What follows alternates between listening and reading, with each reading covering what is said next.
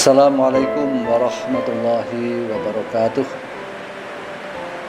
Alhamdulillah wassalatu wassalamu ala Rasulillah wa ala alihi wa sahbihi wa mawalah. Wala haula wala quwata illa billah, amma ba'd. Kaum muslimin dan muslimat yang dirahmati oleh Allah Subhanahu wa taala dan yang saya muliakan. Marilah pertama-tama kita memanjatkan puji syukur kehadirat Allah Subhanahu wa taala atas limpahan rahmat, taufik, hidayah dan inayahnya, sehingga alhamdulillah kita masih diberi kesempatan untuk bertemu kembali dengan bulan yang suci, bulan Ramadan 1441 Hijriah. Mudah-mudahan kita bisa menjalankan ibadah puasa pada tahun ini dalam keadaan sehat walafiat, mendapatkan ampunan dari Allah Subhanahu wa taala dan mendapatkan derajat yang paling tinggi, yaitu takwa. Shalawat serta salam semoga tetap terlimpahkan kepada Nabi kita Muhammad sallallahu alaihi wasallam serta keluarganya, para sahabatnya, para pengikutnya, dan kita semua yang senantiasa mengikuti dan mencintai sunnah-sunnahnya. Kaum muslimin dan muslimat yang berbahagia,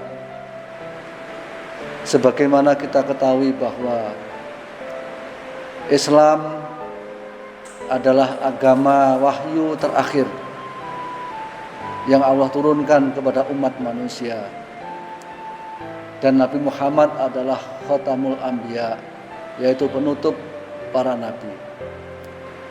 Karena itulah maka fungsi Islam dan Nabi Muhammad SAW adalah dalam rangka untuk menyempurnakan, untuk meluruskan, dan mungkin juga untuk melengkapi atau merevisi ajaran-ajaran agama sebelumnya.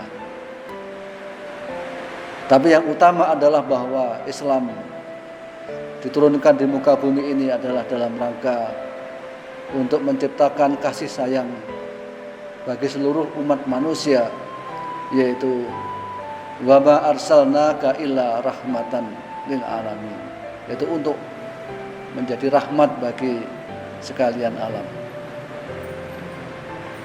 Kaum muslimin dan muslimat yang berbahagia, bagaimana bentuk kesempurnaan Islam itu? Bentuk kesempurnaan Islam adalah bahwa Islam memiliki ajaran yang seimbang, yang serasi, yang selaras dengan kehidupan ini. Misal dalam kehidupan antara individu dengan kehidupan sosial, maka Islam memiliki prinsip keseimbangan. Bagaimana kita harus mengurus urusan-urusan pribadi, tapi di sisi lain kita juga harus memiliki rasa tanggung jawab terhadap kehidupan sesama. Karena itulah maka pada tema kali ini adalah bagaimana tanggung jawab sebagai seorang muslim, tanggung jawab sosial seorang muslim dalam rangka kita mendapatkan mahabbatullah. Kaum muslimin yang berbahagia, di dalam kehidupan ini Islam, kalau kita bicara tentang antara kehidupan pribadi dengan kehidupan sosial, maka ada yang mengatakan bahwa di dalam urusan bekerja, seakan-akan Islam itu setuju dengan ajaran individualisme, kapitalisme. Namun dalam kehidupan sesama, dalam kehidupan sosial, maka seakan-akan Islam itu setuju dengan paham sosialisme, dengan mengambil nilai-nilai kebaikan dari kapitalisme dan mengambil nilai-nilai kebaikan dari sosialisme yang tentunya dengan menolak segala keburukan di antara keduanya. Kita mendengar bahwa satu hadis yang mengatakan bahwa i'mal lidunyaka ka'annaka ta'isu abadan wa'mal li akhiratika ka'annaka tamutu ghadan. Bekerjalah kalian seakan-akan kau akan hidup selama-lamanya, dan beramalah dan beribadahlah kalian seakan-akan kalian akan mati esok. Kaum muslimin yang dirahmati oleh Allah Subhanahu wa taala. Karena itulah maka di dalam Islam, setiap ajaran Islam pasti memiliki dimensi yang lengkap, antara dimensi spiritualitas, dimensi intelektualitas, dimensi individualitas, dan juga dimensi sosialitas. Dalam kehidupan puasa misalnya, puasa ini seakan-akan adalah amal yang sifatnya sangat individu, karena orang berpuasa itu adalah seakan-akan tidak ada kaitannya dengan orang lain. Namun demikian pada dasarnya di dalam puasa itu mengandung nilai-nilai yang sangat mendalam di dalam kehidupan sosial.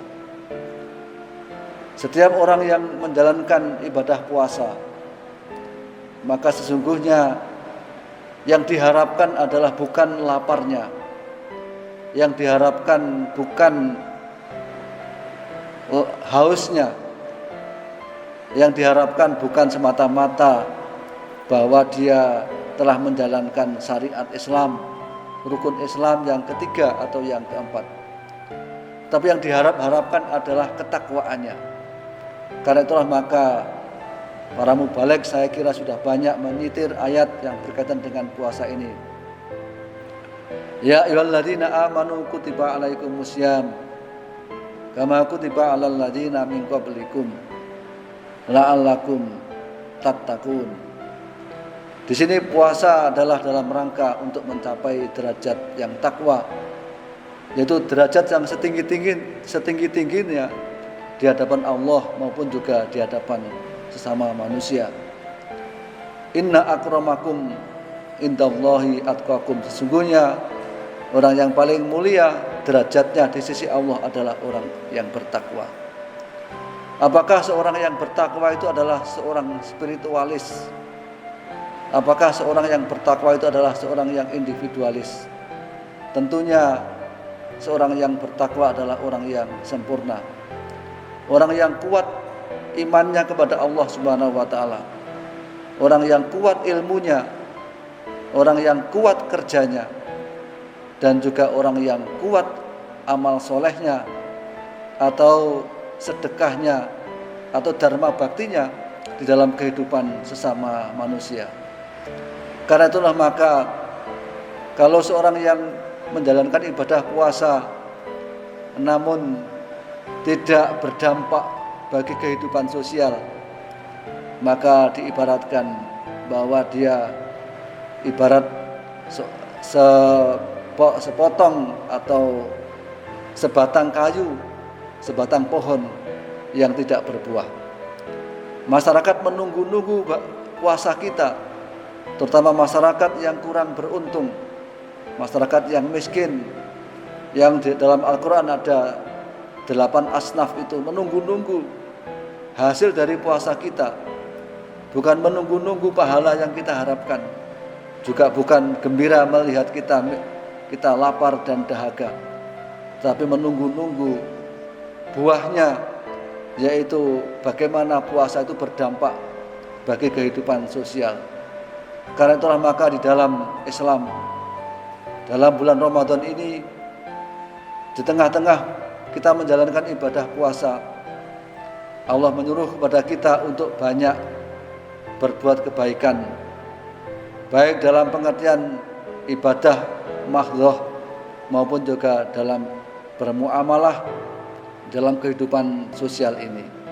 Karena itulah maka hendaklah kita hiasi kehidupan kita, ya hendaklah kita hiasi puasa kita dengan memperbanyak sedekah, dengan membangkitkan kepedulian kepada sesama, apakah berupa zakat, berupa infak, berupa sedekah, atau bantuan-bantuan yang lain yang bisa meringankan masyarakat.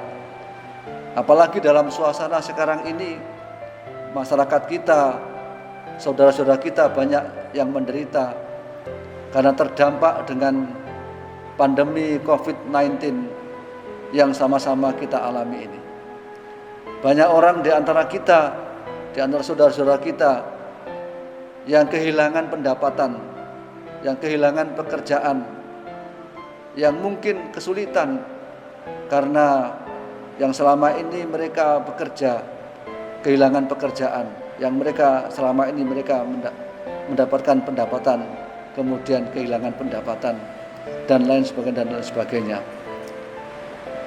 Kaum muslimin yang berbahagia, yang kita perlukan di dalam kita bersedekah, dalam kepedulian kepada sesama, bukan banyaknya harta kita, bukan kayanya kita, bukan banyaknya materi yang akan kita berikan, tetapi adalah kayanya hati kita, kepedulian kita kepada sesama.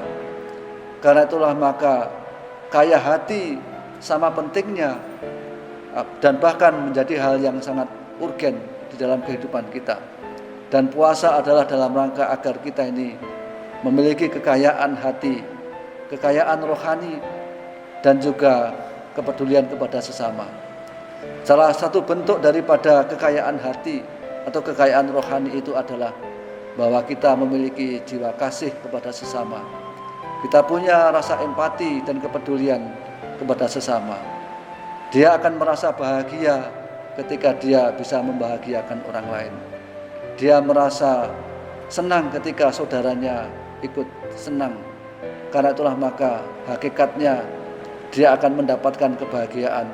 Dia meraih kebahagiaan justru ketika dia melihat saudaranya merasa bahagia dan merasa senang.